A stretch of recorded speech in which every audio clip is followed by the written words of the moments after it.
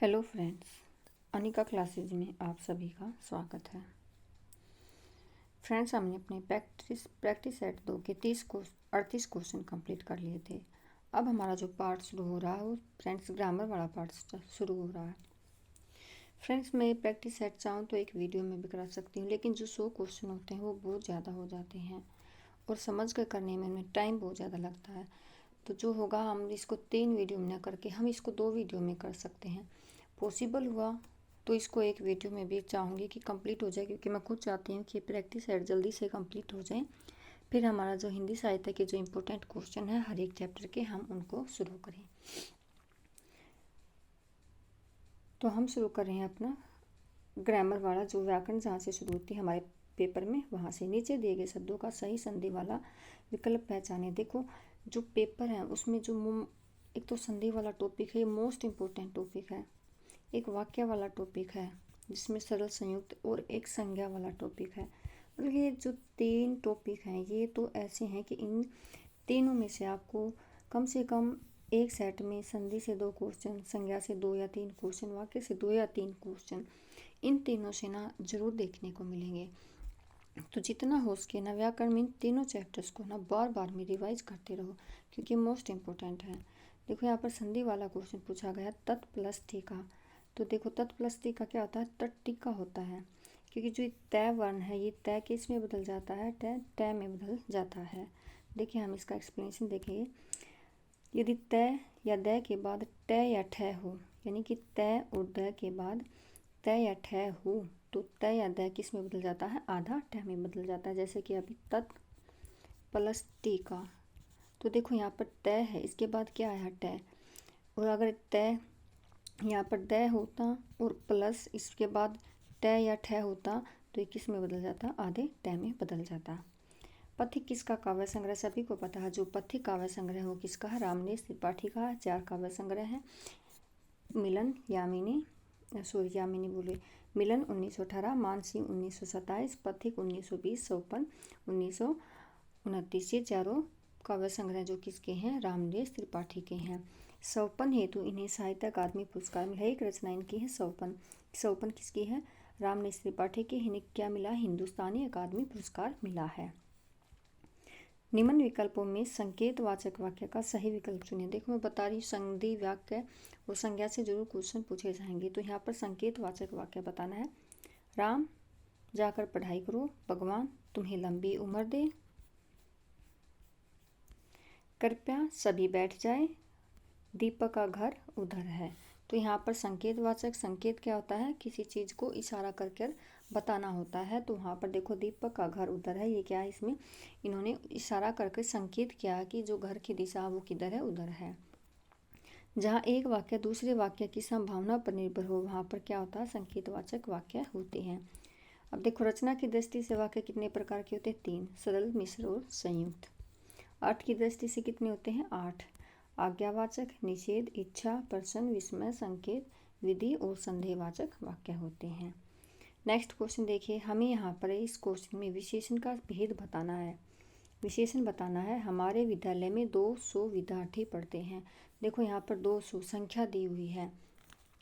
अगर संख्या न देकर दे देते, कुछ दे देते, संख्या नहीं देते, तो देखो विशेषण किस तरह से होता है? सर्वनामिक, व्यक्तिवाचक, संख्या, गुणवाचक।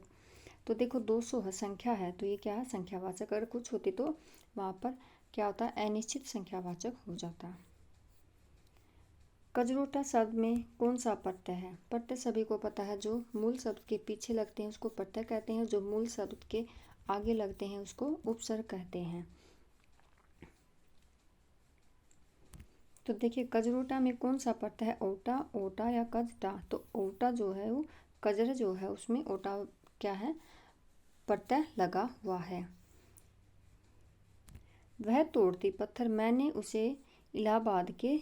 देखा उसे इलाहाबाद के पथ पर, कौन सी शब्द शक्ति है? एक जो हमारा काव्य शास्त्र, बाटे काव्य शास्त्र है, उसमें जो शब्द शक्ति वाला चैप्टर है उससे भी एक, तीनों शब्द शक्ति में से क्वेश्चन पूछा जाता है। अभिधा, लक्षणा, व्यंजना, तीनों में से एक क्वेश्चन पूछा जाता है। अगर पीजीटी का आपका एग्जाम है तो पीजीटी में तो इससे शब्द शक्ति से कम 2 या 3 क्वेश्चन जरूर पूछे जाते हैं। तो पंक्ति दी हुई इसमें हमें शब्द शक्ति बताना है, लक्षणा, रूढ़ा, अभिधा, व्यंजना। तो इसमें कौन सी है? अभिधा शब्द शक्ति। इसमें क्या है? मुख्यार्थ होता है। जो पंक्ति होती है उसमें क्या होता है? जो मुख्य अर्थ होता है, यानी कि जैसे हम सरल वाक्य पढ़ते हैं, सरल वाक्य होता है उसमें सिर्फ क्या है? मुख्य बात ही होती है। तो यहाँ पर क्या होती है? जैसे इसमें होती है, ये भी अभिधा में क्या होती है? मुख्यार्थ होता है। सांकेतिक अर्थ, जैसे कि साक्षात सांकेतिक अर्थ, मुख्यार्थ या वाचक को प्रकट करने वाली शब्द शक्ति अभिधा शब्द शक्ति कहलाती है। इसे प्रथमा या अग्रिमा भी कहते हैं।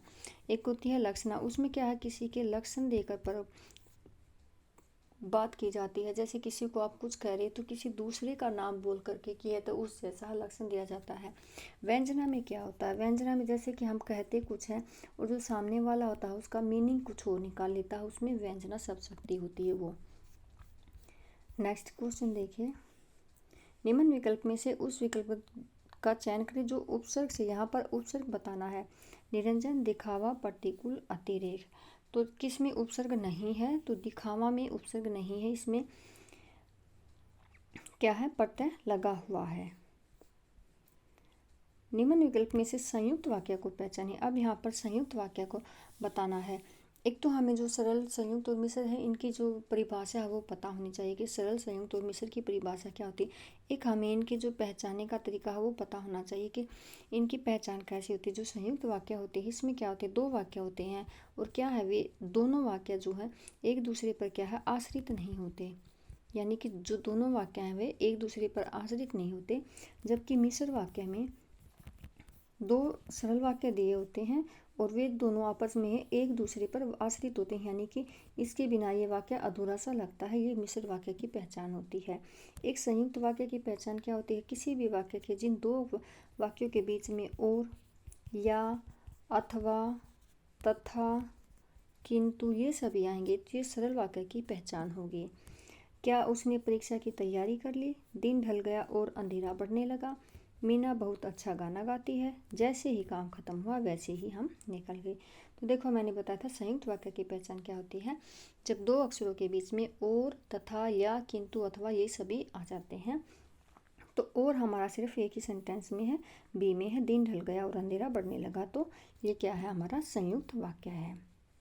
नेक्स्ट क्वेश्चन है, पाए महावर देन को नाइन बैठी आए, फिरी फिरी जानी महावरी, एड़ी मिरती जाए। इस पंक्ति में कौन सा अलंकार है? तो देखो इसमें कौन सा अलंकार है? अतिशयोक्ति, विभावना, विरोधाभास, भ्रांतिमान। तो कौन सा अलंकार इसमें? भ्रांतिमान अलंकार है। भ्रांतिमान अलंकार क्या होता है? जहाँ दस्य सदस्य के आधार पर किसी वस्तु को कुछ और ही समझकर उसका चमत्कार पूर्ण वर्णन किया जाता है, वहां पर क्या होता है? भ्रांतिमान अलंकार होता है। उजड़ना शब्द में कौन सा उपसर्ग है? अब इसमें उपसर्ग बताना है कि उजड़ना शब्द में उपसर्ग कौन सा लगा हुआ है। उपसर्ग क्या होता है? जो मूल शब्द होता है उसके आगे जो लगता है, हमें पहले शब्द में से मूल शब्द निकालना होता है। उ, उजड़, उज, ना। तो जड़ना, जड़ना इसमें क्या है? मूल शब्द है, तो इसमें उपसर्ग लग गया तो क्या हो गया? उजड़ना। ऑप्शन ए हो जाएगा।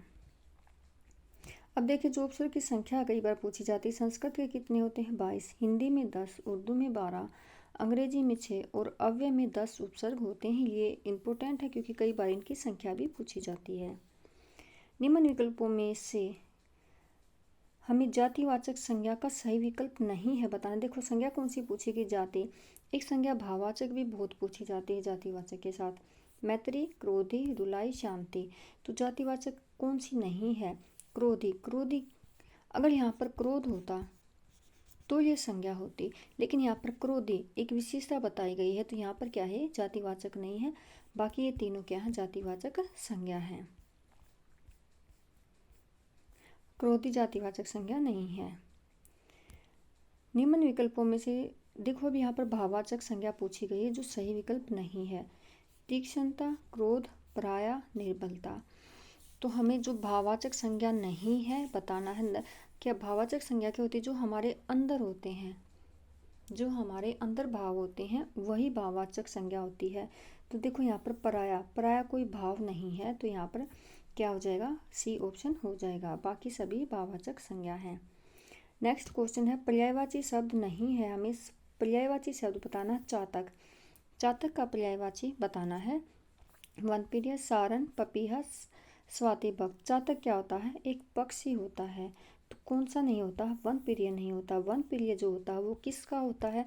कोयल का पर्यायवाची होता है। वन प्रिय कोयल का पर्यायवाची होता है। देखो चातक के और कौन कौन से पर्यायवाची हैं? सारन, मेघजीवन, पपीहा, स्वाति भक्त, ये सभी किसके हैं? चातक के हैं। वन प्रिय कोयल का पर्यायवाची है। कोयल के उनको और कौन कौन से हैं? कोकिला, सारिका, काकपाली, बसंतदूत, ये सभी क्या हैं? कोयल के पर्यायवाची हैं।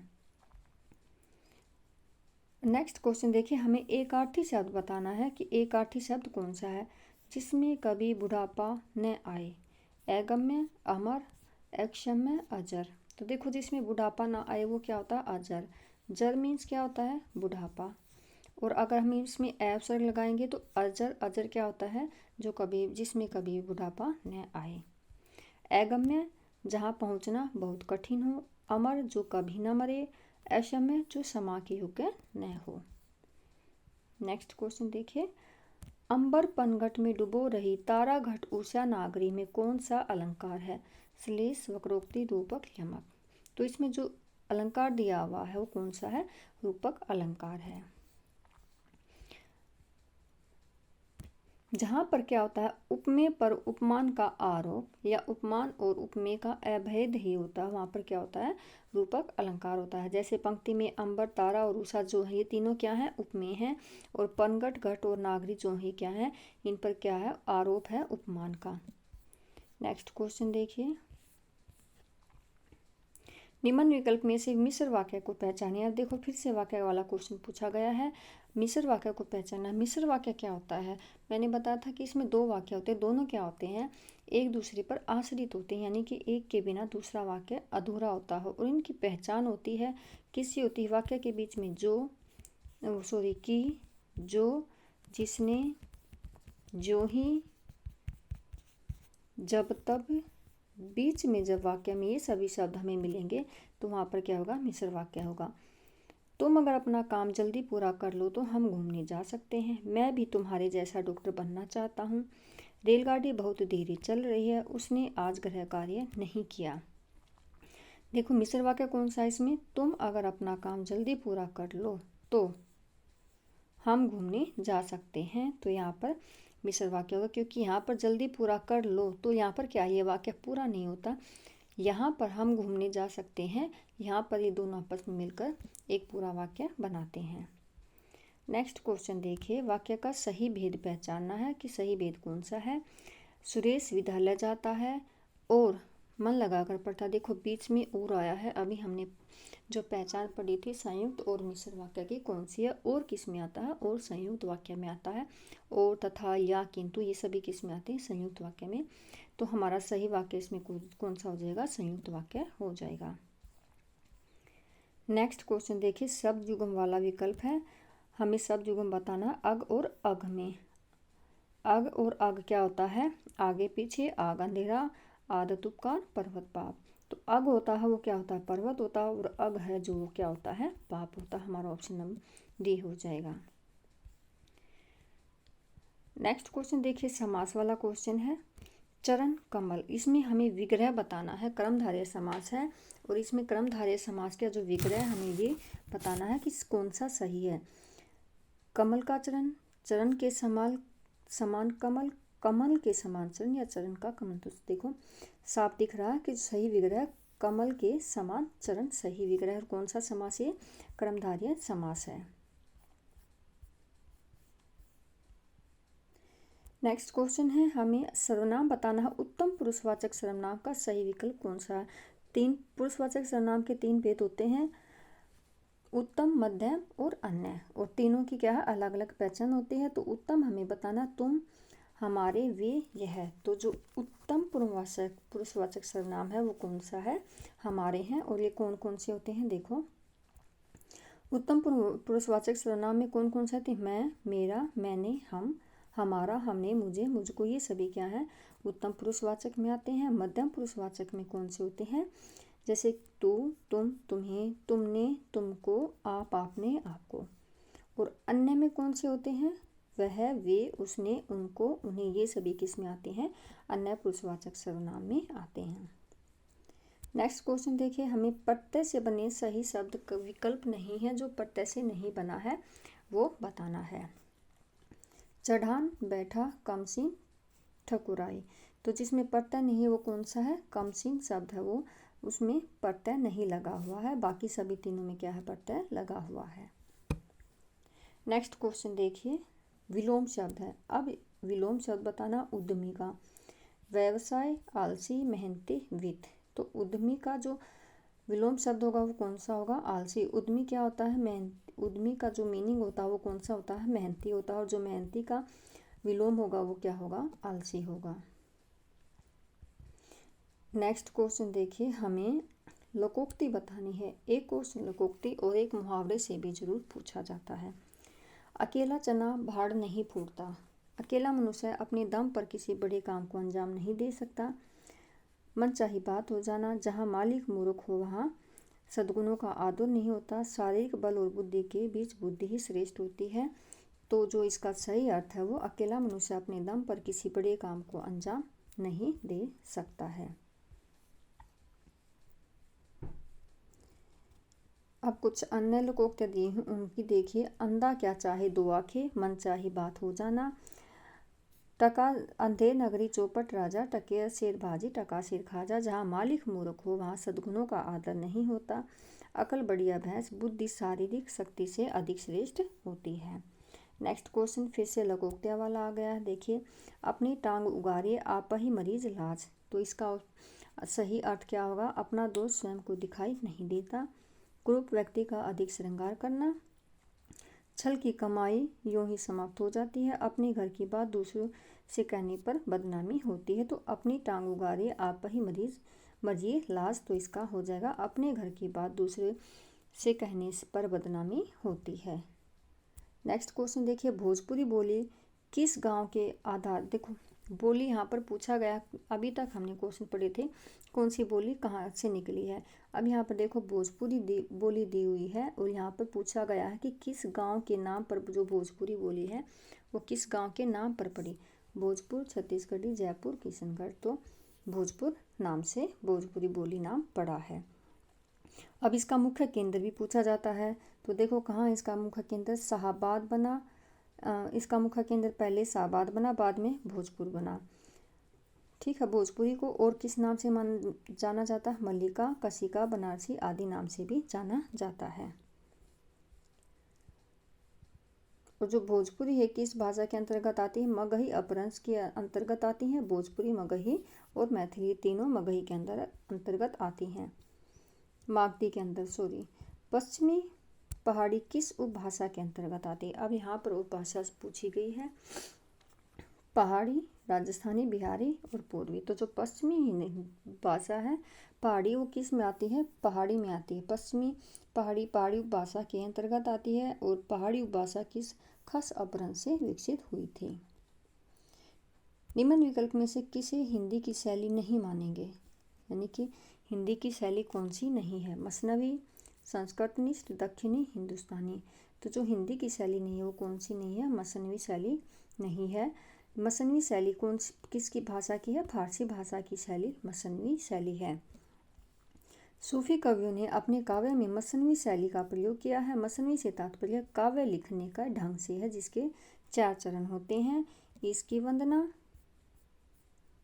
पैगंबर की स्तुति, शाहे वक्त की प्रशंसा और आत्म परिचय। नेक्स्ट क्वेश्चन देखिए, अखिल भुवनचर अचर सब हरि मुख में लिखी मातु, चकित भई गदगद वचन विकसित दरग पुलकातु पंक्ति में कौन सा रस है? अब यहाँ पर रस पूछा गया है। तो अद्भुत, भयानक, विभत्स और भक्ति। तो इसमें कौन सा रस है? अद्भुत रस है। नेक्स्ट क्वेश्चन देखिए, शब्द शक्ति से क्वेश्चन पूछा गया है। सूर्य अस्त हो गया। अभिधा लक्षणा, प्रयोजनवती लक्षणा या व्यंजना। तो सूर्य जो है इसमें अस्त हो गया, इसका जो शब्द शक्ति है वो कौन सी है? व्यंजना है। अब व्यंजना शब्द शक्ति इस वाक्य को सुनने के उपरांत प्रत्येक व्यक्ति इसके भिन्न भिन्न अर्थ ग्रहण करता है। जो व्यंजना शब्द शक्ति होती है उसमें क्या होता है, जब हम कोई भी शब्द या कुछ भी बोलते हैं तो हर एक इंसान की, वो कहते हैं ना कि सोचने का तरीका सबका अलग होता है। तो एक बात के कई मीनिंग निकलते हैं, वो क्या होती है? व्यंजना शब्द शक्ति होती है। शाब्दी देखिए, शाब्दी क्या होती है? शाब्दी पर आधारित व्यंजना को शाब्दी व्यंजना कहते हैं। आर्थी पर, अर्थ पर जो शाब्दी होती है वो किस पर आधारित होती है? शब्द पर। आर्थी किस पे? अर्थ पर आधारित होती है। अब देखो फिर से लोकोक्ति का क्वेश्चन पूछा गया है। होनहार बीरवान के होठ चिकने पात, किसी से व्यवस्था पूर्ण मांगना, ऊपर से भला बनकर धोखा देना, प्रतिभा बचपन से ही दिखाई देती है, व्यर्थ गले में पड़ना। तो क्या है? प्रतिभा बचपन में ही दिखाई देती है। होनहार बीरवान के होठ चिकने पात। नेक्स्ट क्वेश्चन देखिए। बीती विभावरी जाग रही, अनबर पनघट में डुबो रही, तारा घट उषा नागरी। अभी हमने इसी सेट में पढ़ा था। इसमें पूछा गया था अलंकार कौन सा है? विभावना, रूपक, संदेह, भ्रांतिमान। तो हमने पढ़ा था इसमें रूपक अलंकार है। क्वेश्चन इसी सेट में देखो दोबारा रिपीट हुआ है एक ही पेपर में। नेक्स्ट क्वेश्चन देखिए। लोकोक्ति का सही अर्थ है, जाके पावना फटी विवाह सो क्या जाने पीर पराई। अब एक ही सेट में लोकोक्ति का चौथा क्वेश्चन पूछा गया। बिना दुख भोगे दुख का बोध नहीं होता, झूठ ज्यादा दिन तक नहीं ठहरता, निर्लज को किसी तरह की परवाह नहीं होती, और घोर संकट में जरा सी सहायता ही काफ़ी होती है। तो इसका ऑप्शन हो जाएगा ए कि बिना दुख भोगे दुख का बोध नहीं होता। विश्व हिंदी दिवस कब मनाया जाता है? मोस्ट इम्पोर्टेंट क्वेश्चन है। 10 जनवरी, 21 जनवरी, 14 जनवरी या 26 जनवरी। तो जो विश्व हिंदी दिवस है वो 10 जनवरी को मनाया जाता है।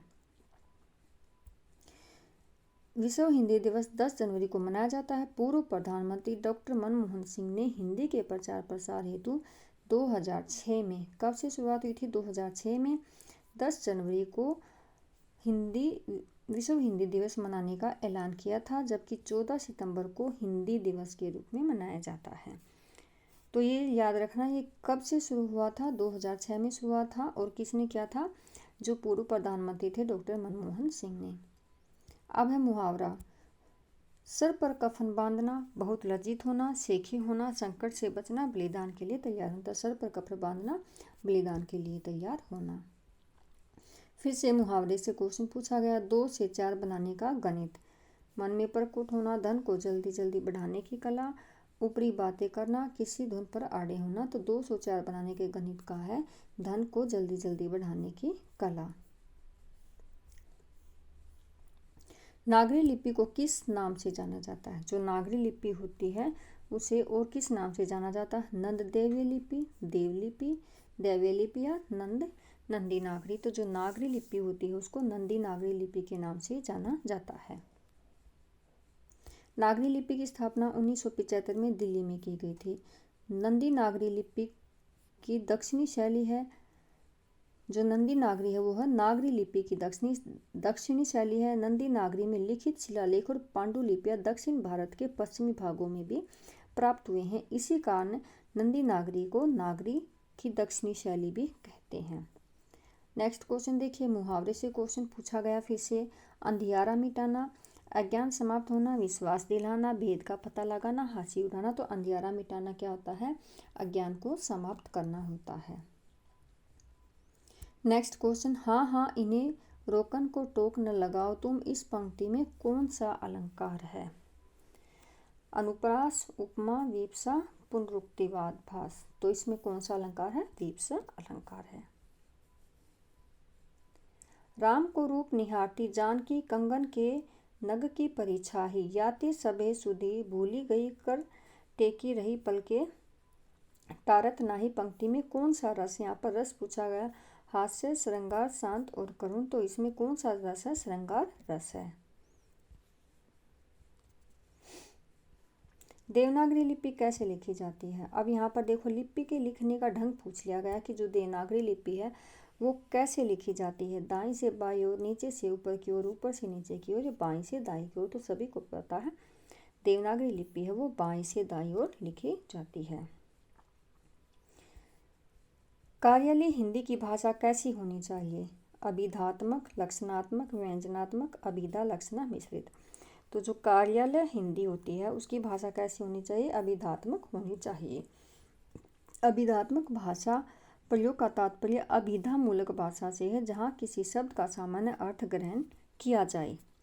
शब्द का अर्थ बोध कराने वाली शब्द शक्ति कहलाती है। शब्द शक्ति सभी को पता 3 प्रकार की होती है, अभिधा, लक्षणा और व्यंजना होती है।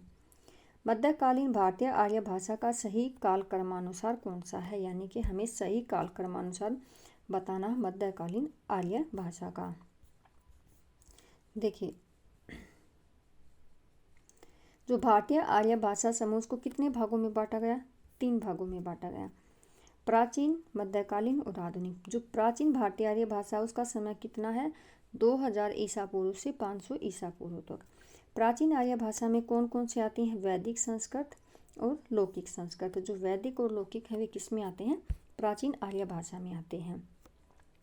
वैदिक संस्कृत का अगर समय पूछा जाए तो 2000 ईसा पूर्व से 800 ईसा पूर्व तक, और लौकिक संस्कृत का पूछा जाए तो 800 ईसा पूर्व से 500 ईसा पूर्व तक का होता है। मध्यकालीन जो आर्य भाषा होती है उसका समय कब से कब तक है? 500 ईसा पूर्व से 1000 ईस्वी तक। अब मध्यकालीन आर्य भाषा है इसको भी 3 भागों में बांटा गया है। पाली, जिसको प्रथम प्राकृत बोलते हैं, प्राकृत जिसको द्वितीय प्राकृत बोलते हैं, अपभ्रंश जिसको तृतीय प्राकृत बोलते हैं। पाली का समय कब से है? 500 ईसा पूर्व से 1 ईस्वी तक, 1 ईस्वी से 500 ईस्वी तक, और अपभ्रंश का है 500 ईस्वी से 1000 ईस्वी तक का है। फिर है आधुनिक आर्य भाषा। आधुनिक आर्य भाषा का 1000 ईस्वी से जो अब तक का समय है ये आधुनिक आर्य भाषा का है। तो जो मध्यकालीन आर्य भाषा का समय है 500 ईसा पूर्व से 1000 ईस्वी तक का है। अब देखो यहाँ पर हमारे जो क्वेश्चन हैं ये शुरू हो गए हैं, हमारे गद्यांश वाले क्वेश्चन शुरू हो गए हैं। ये तो मतलब कि ऐसे क्वेश्चन हैं जिनको आप सभी कर सकते हो, इनको कराने की कोई ज़रूरत नहीं है। और जो मोस्टली गद्यांश और पद्यांश जो मैंने पिछली वीडियो में बताया था, जो गद्यांश और पद्यांश होते हैं ये हमारी जो NCERT की बुक है ना वहाँ से इनको लिया जाता है।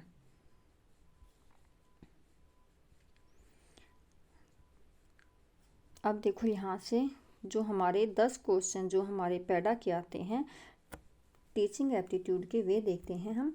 कौन सा शब्द लैटिन शब्द काग्नोस्क्रे से व्युत्पन्न है? क्रिएटिव, कॉन्सेप्ट, कोगिनस या क्रिविलियम? तो कोगिनस लैटिन भाषा के काग्नेर से उत्पन्न है। सीखना और अध्यापन के पाठ्यक्रम में सीखने के किन दृष्टिकोणों पर चर्चा की गई? भौतिक विज्ञान, अध्यापन विज्ञान, मनोवैज्ञानिक, सामाजिक, सांस्कृतिक और शैक्षणिक शिक्षा। सीखना और अध्यापन के पाठ्यक्रम में सीखने के किन दृष्टिकोणों पर चर्चा की गई है? तो मनोविज्ञान और सामाजिक सांस्कृतिक दृष्टिकोणों पर क्या है? चर्चा की गई है। जिस विद्यालय में सभी छात्र एक छत के नीचे पढ़ रहे हैं उसे क्या कहा जाता है? यानी कि सभी छात्रों को समान रूप से एक जगह पर पढ़ाया जाता है, वहाँ पर क्या होता है? समावेशी विद्यालय होता है वहाँ पर। निःशुल्क और अनिवार्य शिक्षा किस अनुच्छेद के अंतर्गत आती है? अनुच्छेद 304, अनुच्छेद 29, अनुच्छेद 21A, अनुच्छेद 23। तो निःशुल्क और अनिवार्य शिक्षा अनुच्छेद 21A में आती है 6 से 14 वर्ष तक के बच्चों के लिए। निर्णय का मूल्यांकन डैश को सूचित करता है? निर्णय और विषय मूल्य, मौखिक और उद्देश्य, दुराग्राही व्यक्तिपरक मूल्य या भाषा वस्तुनिष्ठ मूल्य? तो निर्णय का मूल्यांकन है वो दुराग्राही या व्यक्तिपूर्ण मूल्य को सूचित करता है। वृद्धि और विकास के अनुसार प्रकृति का नियम क्या है? फिर से बनाना, रद्दोबलन, परिवर्तन या समानता? वृद्धि और विकास के अनुसार जो प्रकृति का नियम है वो क्या होता है? मनुष्य की शारीरिक, एक मिनट ऑप्शन देख लेते हैं। परिवर्तन। वृद्धि और विकास के अनुसार प्रकृति का जो नियम होता है वो क्या है? परिवर्तन होता है। वृद्धि मनुष्य की शारीरिक रचना से संबंधित है, जबकि विकास एक सार्वभौमिक प्रक्रिया जो जन्म से लेकर जीवन पर्यंत तक चलता रहता है। नेक्स्ट क्वेश्चन, लड़के और लड़कियों की पोषण संबंधी आवश्यकताएं किस आयु तक समान होती हैं? 10 से 12, 7 से 9, 10 से 13, 4 से 5। तो लड़के और लड़कियों की जो पोषण संबंधी आवश्यकताएं हैं वे 7 से 9 वर्ष तक क्या है? समान रहती हैं। किस प्रकार के नाटक आपदा, पीड़ा और मृत्यु जैसे गहरे विषयों का उपयोग करते हैं? त्रासदी, बल, कोमोडी, डर। तो कौन सा होता है? त्रासदी होता है। यदि अधिकतम सुधार के बाद व्यक्ति की दृष्टि डैश से कम है तो उन्हें दृष्टिबाधित कहा जाता है। यानी कि कौन सा व्यक्ति दृष्टिबाधित होता है? 6/36, 6/24, 6/16 या 6/60। तो जो 6/60 होता है उन्हें क्या कहा जाता है? दृष्टिबाधित कहा जाता है। LAC विद्यालय और महाविद्यालय के पाठ्यक्रमों के लिए शब्द है जो छात्रों को विदेशी भाषा का अध्ययन करने की अनुमति देता है। यहाँ पर LAC का अर्थ पूछा गया है, यानी कि जो LAC है उसकी फुल फॉर्म पूछी गई है। फुल फॉर्म कौन सी है? Language across coaching, language across the curriculum, language across content, language across the class. तो ऑप्शन हो जाएगा ऑप्शन बी। फ्रेंड्स, ये हमारा जो दूसरा प्रैक्टिस सेट था वो हमारा कंप्लीट हो चुका है। हमने अपनी इस प्रैक्टिस सेट के 100 क्वेश्चन जो हैं वो कंप्लीट कर लिए हैं। अब हम जो अपना शुरुआत करेंगे नेक्स्ट वीडियो में, ये फीमेल वाला TGT हिंदी फीमेल वाला क्वेश्चन पेपर है जो शुरू हो जाएगा, जो 5/9/2021 को फर्स्ट शिफ्ट में हुआ था। फ्रेंड्स, मैं कोशिश करूँगी कि एक सेट को 2 वीडियो में करूँ, क्योंकि एक वीडियो बहुत ज़्यादा लंबी हो जाएगी। मुझे बनाने में दिक्कत नहीं, लेकिन आप सबको एक वीडियो 1 घंटे से ज़्यादा हो जाएगी तो उसको पढ़ने में दिक्कत होगी। मैं चाहती हूँ कि थोड़ा थोड़ा करके, हाफ हाफ करके भी हम कर लेंगे तो अच्छा रहेगा, क्योंकि सभी को इतना टाइम नहीं रहता कि सभी एक साथ एक बार बैठकर 1 घंटे की वीडियो को देख सके। तो मैं कोशिश करूँगी कि 2 वीडियो में इनको कंप्लीट करूँ। तब तक आप अपना रिवीजन करते रहिए। Thank you friends.